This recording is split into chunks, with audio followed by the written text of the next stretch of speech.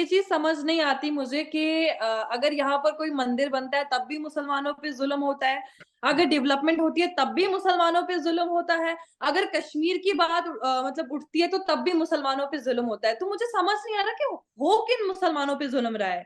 क्योंकि हम भी तो मुसलमान हैं, हम पे तो कोई ज़ुल्म नहीं हो रहा है। मंदिर वहाँ बन रहा है, पाकिस्तान में अलग लोगों की जल रही है, पाकिस्तान में अलग सरकार की जल रही है, पाकिस्तान में अलग पॉलिटिक्स खेली जा रही है। बीजेपी फील्ड में उतरी ही इसी चीज़ के लिए है कि वो काम करेगी और उनके मैनिफेस्टो में ही था कि राम मंदिर को बनाना और राम मंदिर की इनॉग्रेशन करना। तो ये बीजेपी के मैनिफेस्टो में ही था।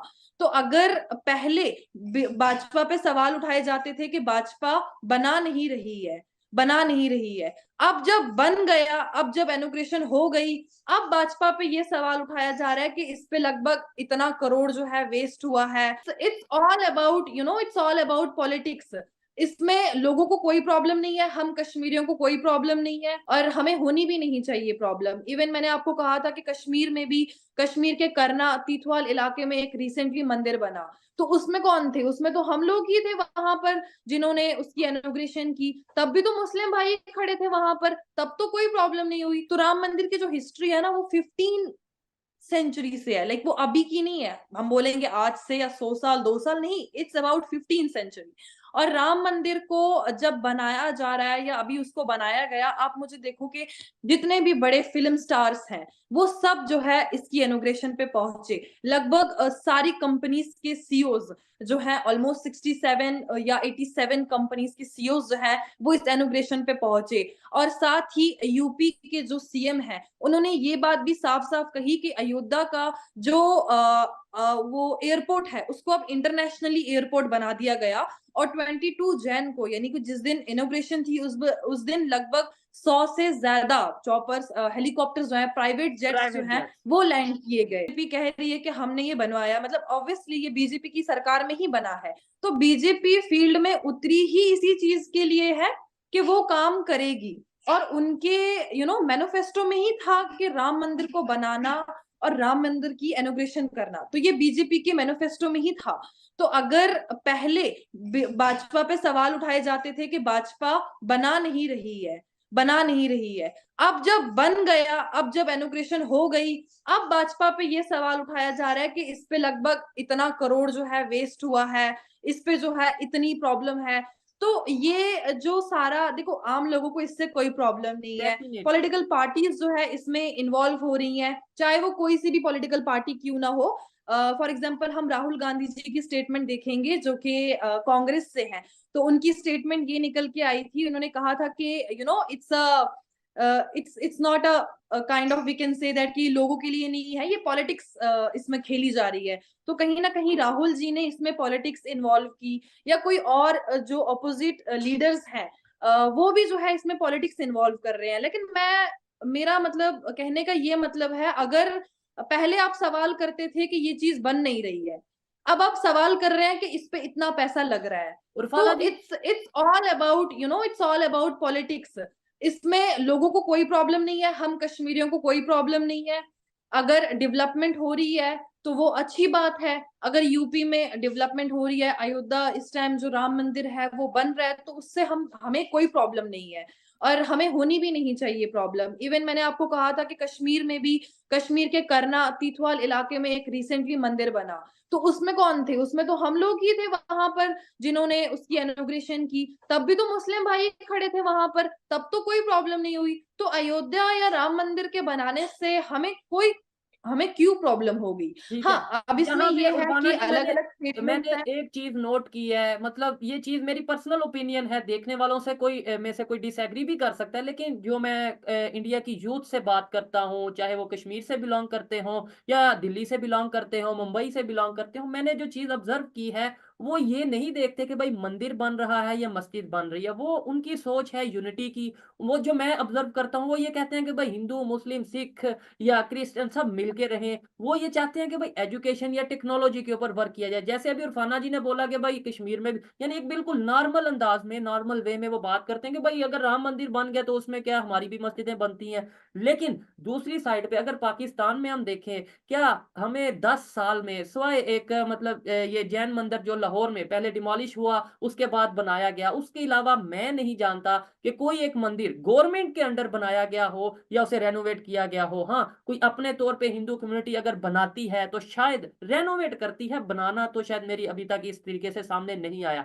हमें ये सोचने की जरूरत है। मैं ओपनली ये कहता हूं कि मैं मुस्लिम हूं, मुझे मस्जिद की बहुत रिस्पेक्ट है, मुझे कुरान पाक की बहुत रिस्पेक्ट है। अगर हमारे मजहब को कोई डिसरिस्पेक्ट करेगा, बहुत दुख होता है, बहुत तकलीफ होती है। लेकिन वहीं पे हमें थोड़ा सा ये भी सोचने की जरूरत है कि अगर मैं मुस्लिम हूं, मेरे मजहब को कोई डिसरिस्पेक्ट करेगा, मुझे तकलीफ होती है या होगी, तो सामने वाला अगर हिंदू है, सामने वाला अगर सिख है, क्रिश्चियन है, तो अगर हम उसके मजहब को, उसके भगवान को, उसके किसी भी रिलीजियस सेगमेंट को अगर हम हर्ट करेंगे, तो क्या उसे तकलीफ नहीं होगी? मतलब ये चीजें हमें सोचने की जरूरत है, हमें इन चीजों पे वर्क करने की जरूरत है, जो कि शायद मुझे ऐसा लगता है कि इंडिया की यूथ इसके ऊपर अब सोच चुकी है। इंडिया की यूथ अब हिंदू, मुस्लिम, सिख, क्रिश्चियन वाले कंसेप्ट से आगे निकल के यूनिटी और आगे डेवलपमेंट की तरफ बात करती नजर आ रही है। देखें, सामने रुफाना जी बैठी हैं, वो नॉर्मल अंदाज में वो ये कह रही है, भाई बन गया ठीक है, अच्छी बात है, हमें कोई इशू नहीं है। लेकिन मैं ये कहता हूं कि पाकिस्तान से अगर पूछ लें, मैं कोशिश करूंगा कि कल जाके पब्लिक ओपिनियन लूंगा कि भाई इंडिया में तो राम मंदिर बन गया, क्या कहना चाहेंगे? मेरे ख्याल से यहाँ पे लोग कह देंगे ओ हो ये तो जुल्म हो गया। मतलब जिनकी कंट्री में बना उन्हें इशू नहीं, जिनके वहां पे बना उन्हें इशू नहीं, उन मुसलमानों को इशू नहीं। हमें ये नजर आएगा कि वो देखें जी, इंडिया में तो फिर मुसलमानों पे जुल्म हो गया।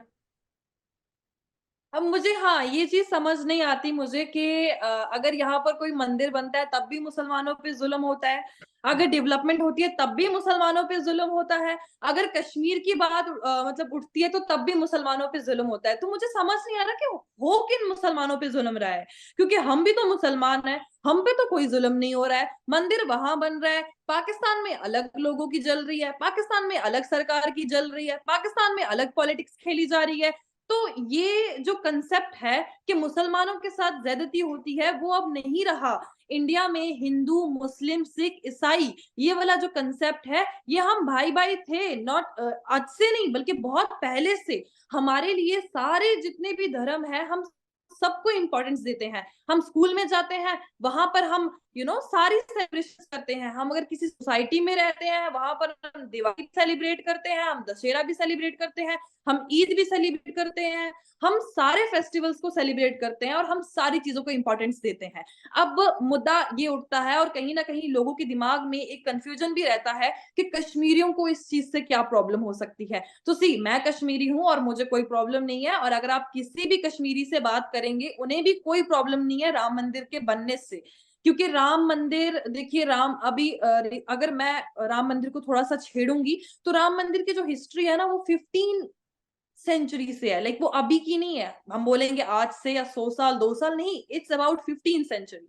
और राम मंदिर को जब बनाया जा रहा है या अभी उसको बनाया गया, आप मुझे देखो कि जितने भी बड़े फिल्म स्टार्स हैं वो सब जो है इसकी इनॉग्रेशन पे पहुंचे। लगभग सारी कंपनीज के सीईओज जो है, ऑलमोस्ट 67 या 87 कंपनीज के सीईओज जो है वो इस इनॉग्रेशन पे पहुंचे। और साथ ही यूपी के जो सीएम है उन्होंने ये बात भी साफ साफ कही कि अयोध्या का जो वो एयरपोर्ट है उसको अब इंटरनेशनली एयरपोर्ट बना दिया गया। और 22 जैन को, यानी कि जिस दिन इनॉग्रेशन थी, उस दिन लगभग 100 से ज्यादा चॉपर्स, हेलीकॉप्टर्स जो है, प्राइवेट जेट्स जो प्राइवेट हैं जेट। वो लैंड किए गए। यस, 100 से ज्यादा चार्टर प्लेन्स जो है वो लैंड किए गए। करेंगे कि 500 सालों के इंतजार के बाद आखिरकार भगवान राम को उनकी जमीन मिल रही है जहां पर उनका जन्म हुआ था। हिंदुओं की आस्था को किस तरह से 500 साल पहले चोट पहुंचाई गई थी और किसी भी सरकार के अंदर ये हिम्मत नहीं थी कि भगवान राम को उनकी जगह को वापस दिया जाए। लेकिन ये प्रधानमंत्री नरेंद्र मोदी और उनकी पूरी टीम को ये श्रेय जाता है कि जिस तरह से उन्होंने ये काम किया है, और इसके साथ साथ उन सभी हिंदुओं को जाता है जिन्होंने राम मंदिर के लिए अपनी जान दी है, और साथ ही राम मंदिर ट्रस्ट को जिसने इतना भव्य मंदिर तैयार करने में लोगों को जोड़ा है, लोगों को एक किया है। और इसके अलावा योगी जी जिन्होंने अयोध्या को एक नई पहचान दिलाने में कोई कसर नहीं छोड़ी। हमारी खुद की टीम वहां पर मौजूद रही है और उसने देखा है कि किस तरह से योगी आदित्यनाथ अयोध्या को लेकर कितने एक्टिव थे, बार बार अयोध्या में आना, काम किस तरह से चल रहा उस पर निगरानी रखना, और वो सभी लोग जो अयोध्या राम मंदिर निर्माण में शामिल हैं, छोटे से कारीगर से लेकर ऊपर बैठे पदों पर, सबको ये श्रेय जाता है और सभी बधाई के पात्र हैं और सभी पूजनीय भी हैं। और आज के समय में आप प्रधानमंत्री नरेंद्र मोदी को भगवान के तौर पर देख सकते हैं कि किस तरह से सनातन धर्म के लिए उन्होंने एक लड़ाई लड़ी है, शुरू से लेकर अभी तक कहीं कोई कसर नहीं छोड़ी है। किस तरह से हिंदुओं का मान पूरी दुनिया में वो बढ़ा रहे हैं। बेशक आप किसी भी मजहब से क्यों ना हो, बेशक आप किसी भी पार्टी को सपोर्ट क्यों ना करते हो, लेकिन ये सब देखने के बाद कहीं ना कहीं आपके मन में अगर थोड़ी भी इंसानियत जिंदा है तो आप इनका सम्मान जरूर करें। अंत में यही बोलूंगा, जय श्री राम, जय सनातन धर्म, जय श्री अयोध्या।